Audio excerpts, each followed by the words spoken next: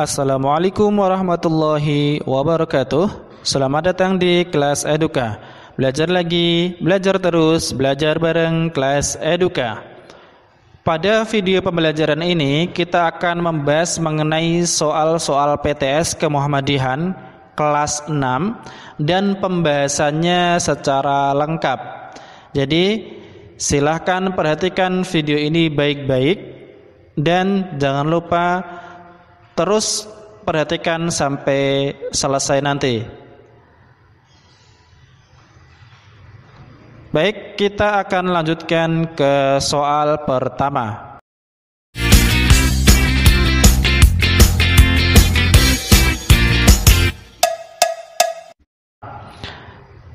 Tapak Suci sebagai organisasi didirikan pada tahun A. 1994, B. 1963, C. 1964, D. 1965. Jawabannya adalah B. 1963. Nah, inilah jawabannya yang betul. Ini nggak mungkin. Ini juga gak mungkin dan ini gak mungkin. Pasti jawabannya adalah B, 1963. Nomor 2. Tapak Suci adalah organisasi pencak silat Indonesia yang berasaskan. Nah, kalau Tapak Suci adalah organisasi otonom Muhammadiyah, maka pasti akan berasaskan Islam. Tidak mungkin berasaskan yang lain. Asas adalah sesuatu yang mendasari. Jadi agama Islam itu mendasari Muhammadiyah dan organisasi otonomnya. Karena Tapak Suci adalah organisasi otonom Muhammadiyah, maka pasti berasaskan Islam. Nomor 3. Siapa ya perancang seragam Tapak Suci? A. Zundar Wisman, B. Muhammad Dimyati, C. Anis Susanto, D. Jawaban A dan C betul. Nah, kita lihat, Zundar Wisman adalah perancang Tapak Suci, betul. Dimyati, Muhammad Dimyati, tidak. Anis Susanto, betul. Nah, berarti jawabannya adalah D. Jawaban A dan B itu betul. Nah, jadi perancang Tapak Suci itu dirancang oleh 2 orang, bukan 1 orang, yaitu Zundar Wisman dan Anis Susanto. Paham ya? Lanjut ke nomor 4.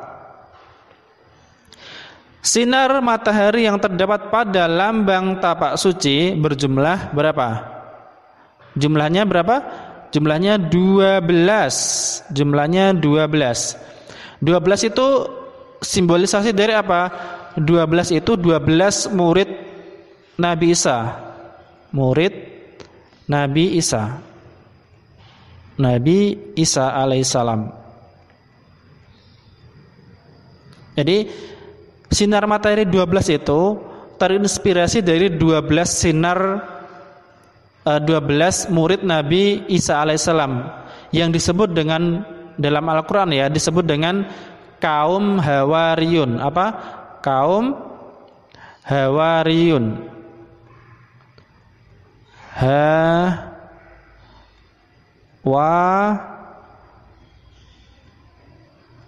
Hawariyun.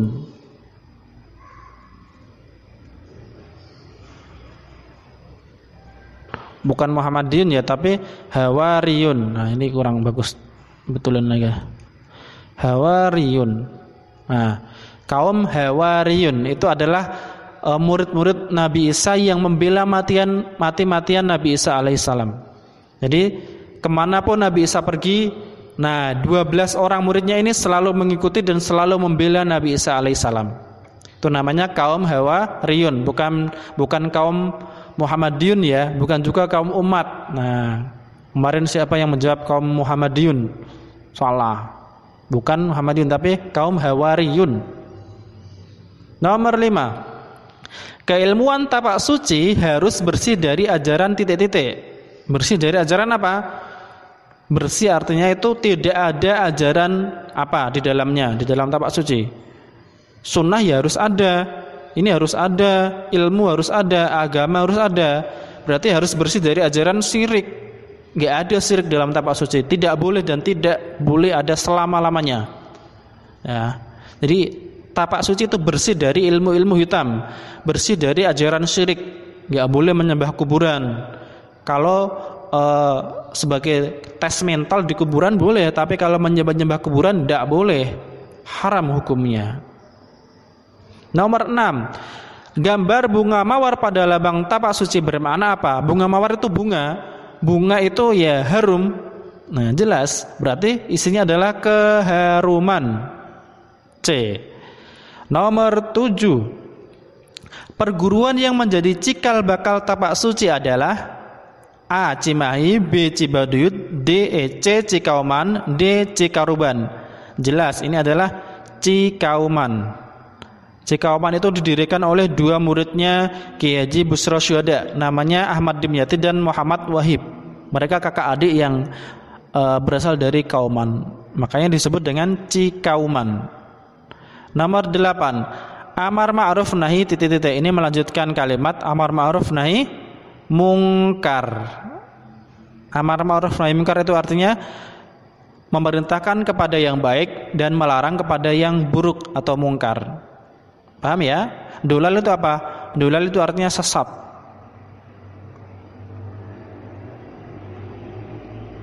Adil jelas, ma'ruf itu artinya baik. Mungkar itu artinya jelek, buruk. Masa memerintahkan kepada yang jelek, kan gak mungkin. Nomor 9, warna dasar dari lambang tapak suci adalah warnanya apa? Hijau tidak, kuning tidak, biru tidak. Walaupun ada warna-warna tersebut, tapi warna dasarnya adalah merah.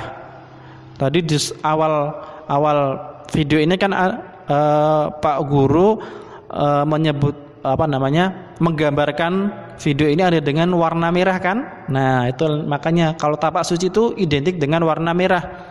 Kalau Muhammadiyah warna hijau, kemudian HW itu juga warna hijau. Kalau IPM warna kuning. Gitu. Nomor 10, nahi mungkar artinya mencegah yang buruk atau melarang yang buruk. Isinya adalah C, melarang yang buruk. Nomor 11, kepanjangan dari IPSI adalah apa? IPSI itu pokoknya S-nya itu PS ini pencak silat, bukan PlayStation ya, tapi pencak silat. Berarti isinya adalah C, Ikatan Pencak Silat Seluruh Indonesia. Ikatan Pencak Silat Indonesia. Itu namanya IPSI. Jadi IPSI itu ada banyak. Jadi tapak suci itu tergabung dalam organisasi IPSI. Ada tapak suci, ada PSHT, ada Jetkundo, ada Taekwondo, ada karate dan lain sebagainya. Itu masuk dalam IPSI, Ikatan Pencaksilat Indonesia. Nomor 12, sumber hukum Islam yang dipakai dalam tapak suci ... kecuali ... Jadi seperti yang sudah kita jelaskan tadi, tapak suci adalah organisasi otonom Muhammadiyah. Kalau kalian mengetahui, kalau pengen mengetahui tapak suci, maka ketahuilah Muhammadiyah. Muhammadiyah itu sumber hukumnya bersumber pada Al-Quran, hadis atau sunnah Rasulullah SAW. Jadi yang tidak pada itu maka adalah tidak bersumber pada hal tersebut. Jadi tapak suci itu bersumber pada Al-Quran, iya, hadis, iya, sunnah itu sama dengan hadis. Maka yang tidak adalah ADART. ADART itu apa? Anggaran dasar atau anggaran rumah tangga. Masa ada dalam tapak suci? Enggak ada. Ya. Nomor 3, tapak suci adalah organisasi kegiatan seni dan olahraga, jelas. Ekonomi tidak, usaha tidak, jasa enggak, berarti olahraga jelas. Nomor 14, tokoh Quraisy yang pernah bergulat dengan Nabi Muhammad SAW adalah ... Siapa namanya? Rumana, Rumaisa, Rukanah, Raisal. Rukanah itu adalah seorang pegulat pada masa Rasulullah dari kaum Quraisy. Dia badannya besar, dan biasa jago bergulat. Tapi Rasulullah SAW pernah mengalahkannya. Berarti kan Rasulullah SAW juga badannya kuat dan sehat, jelas. Tidak mungkin bisa mengalahkan orang yang lebih besar atau orang yang kekuatannya besar kan? Pasti Rasulullah juga besar. Tentunya dengan bimbingan Allah Subhanahu wa taala. Nomor 15. Salah satu fungsi dan manfaat adanya tapak suci adalah untuk membela diri. Jelas.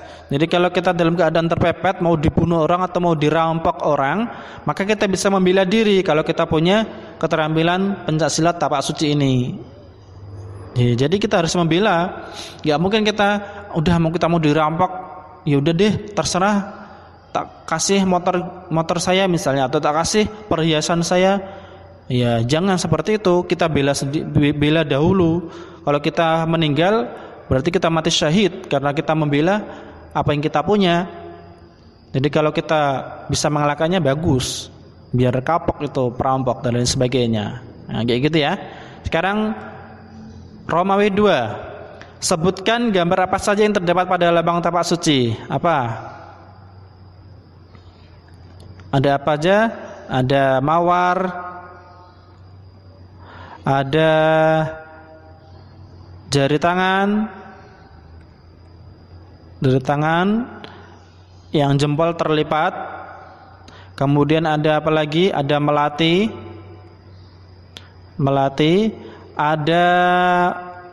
Ada apa lagi? Warna merah, ya. Warna merah. Tadi mawar ada kelopaknya juga. Ada warna putih. Ada biru dan lain-lain. Nah, silakan kalian perhatikan lambang tapak suci, atau kalian bisa googling, cari di Google lambang tapak suci, dan kalian akan memperhatikan gambar apa saja yang terdapat pada lambang tersebut. Nah, nomor 17 ceritakan. Nah, kalian dengarkan ya. Ceritakan sejarah tapak suci, karena biar efisiensi waktu, silakan kalian dengarkan baik-baik. Dahulu kala sejarah berdirinya tapak suci itu berawal dari di Banjarnegara. Ada salah satu perguruan yang dikembangkan oleh Kiai Haji Busro Syuhada. Siapa? Kiai Haji Busro Syuhada. Beliau mengembangkan pencak silat di Banjarnegara yang terkenal dengan pencak silat Banjaran. Kemudian ada 2 orang anak muda yang belajar ke sana, namanya Ahmad Dimyati dan Muhammad Wahib. Mereka berdua ini kakak adik, berasal dari Kauman. Kemudian setelah Ahmad Dimyati dan Muhammad Wahib ini sudah kuat, sudah menjadi pendekar, orang yang ahli dalam bela diri, mereka berdua kembali ke Kauman dan minta izin kepada gurunya untuk mendirikan perguruan pencak silat yang disebut dengan pencak silat perguruan Cikauman. Perguruan Cikauman. Nah, kemudian setelah berjalannya beberapa waktu, mereka punya banyak murid.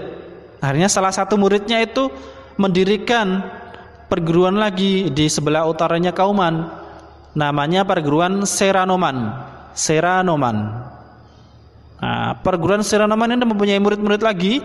Salah satu muridnya namanya Muhbari Irsyad. Kemudian mendirikan perguruan lagi, minta izin kepada gurunya, mendirikan perguruan Kasegu. Kasegu. Jadi akhirnya pada tahun 1963, 3 perguruan ini, yaitu perguruan Cikauman, kemudian perguruan Seranoman, dan perguruan Kasegu ini bersatu, kemudian membentuk sebuah perguruan menjadi satu yang disebut dengan perguruan pencak silat tapak suci. Perguruan tapak suci. Nah, akhirnya pada tahun ini, karena ini di Kauman dekat dengan Muhammadiyah, maka Muhammadiyah mengambil alih perguruan ini tentunya dengan kesepakatan 3 perguruan ini ya. Akhirnya 3 perguruan ini, perguruan Cikauman, Seranoman, dan Kasegu ini diambil oleh pimpinan pusat Muhammadiyah dan dijadikan organisasi otonom Muhammadiyah sampai sekarang ya, sampai sekarang. Itu nomor 17. Ceritanya seperti itu. Nomor 18, apa hikmah Nabi mengalahkan musuh dalam bergulat dengan orang Quraisy? Apa kira-kira? Ya harus sehat. Jelas. Kalau gak sehat mana bisa mengalahkan orang kuat seperti Rukanah itu? Gak bisa. Harus beriman dan bertakwa. Beriman, bertakwa.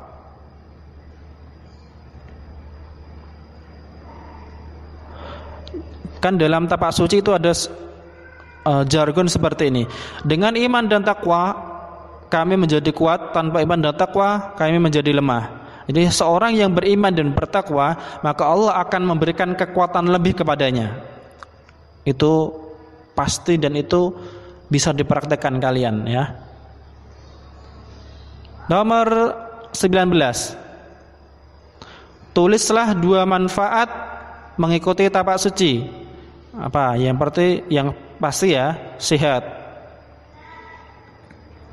Selain itu apa? Selain sehat,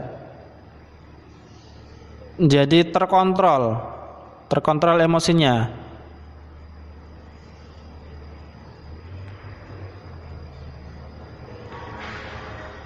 Emosi. Pribadi kuat. Pribadinya kuat, jelas. Spiritual dan keimanannya pun menjadi kuat. Nomor 20.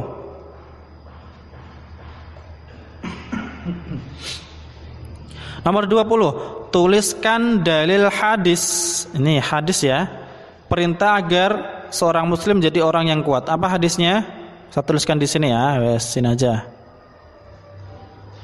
Ini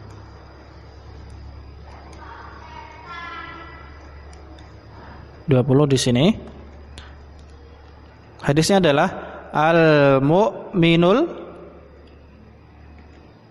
qawiyyu khairun wa ahabbu minal mu'minid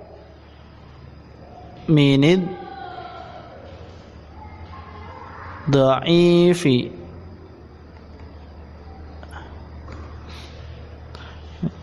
Al-mu'minul qawiyyu khairun wa ahabbu, mohon maaf ada yang kurang, ilallahi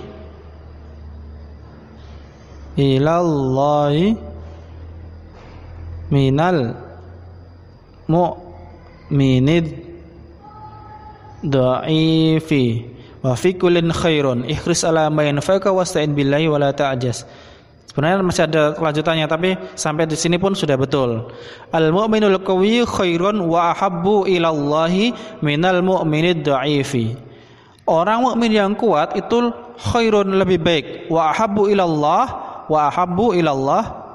lebih baik, itu lebih baik, wa ahabbu ilallah dan lebih dicintai oleh Allah daripada mukmin yang lemah. Nah, itulah pentingnya kita tapak suci, berolahraga, senam, kemudian bela diri dan lain sebagainya, agar kita menjadi kuat, agar kita menjadi lebih baik dan lebih dicintai oleh Allah Subhanahu wa taala. Itulah hadisnya. Ini kapan-kapan Ustaz akan keluarkan pada PTS nanti, pada PAS nanti, insyaallah. Jadi kalian hafalkan hadis ini. Al-mu'minul qawiyyu khairun wa ahabbu ilallahi minal mu'minid dha'ifi. Nah, itu ya.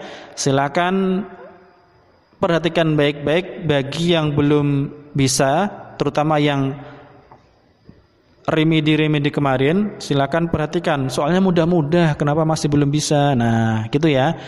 Kalau masih belum paham, silakan diputar ulang. Semoga semakin diputar ulang, semakin bisa dan semakin memahamkan kalian. Baik, demikian yang dapat Pak Guru sampaikan. Semoga bermanfaat dan semoga bisa menambah pemahaman kalian terhadap bab ini, bab Tapak Suci Putra Muhammadiyah. Kurang lebih mohon maaf. Assalamualaikum warahmatullahi wabarakatuh. Salam kelas Eduka.